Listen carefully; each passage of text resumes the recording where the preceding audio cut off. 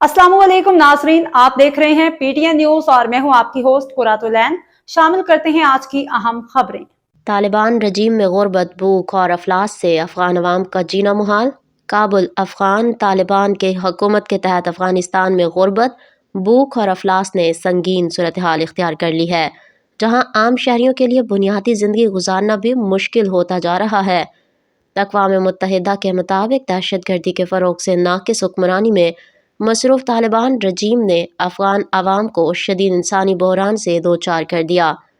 अक़वाम मुत्तहिदा के world food programme के ताज़ा रिपोर्ट के मुताबिक अफ़गानिस्तान में 1,70,00,000 अफराद शदीद ग़िज़ाई किल्लत, भूख और अफलास के आलम में मौसम सरमा गुजारने पर मजबूर हैं।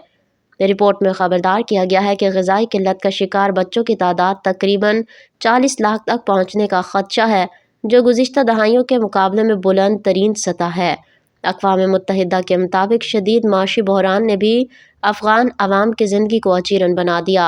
रोज़गार के मौक़े ना होने के बराबर हैं, जबकि कमज़ोर मईशत ने आमदनी के ज़राए तकरीबन ख़त्म कर दिए हैं, जिसके बायस लाखों ख़ानदान बुनियादी ज़रूरियात पूरी करने से कासिर हैं। न्यूज स्टूडियो से फिलवक्त के लिए इतना ही। मज़ीद खबरों और अपडेट से बाखबर रहने के लिए देखते रहें पीटीएन न्यूज।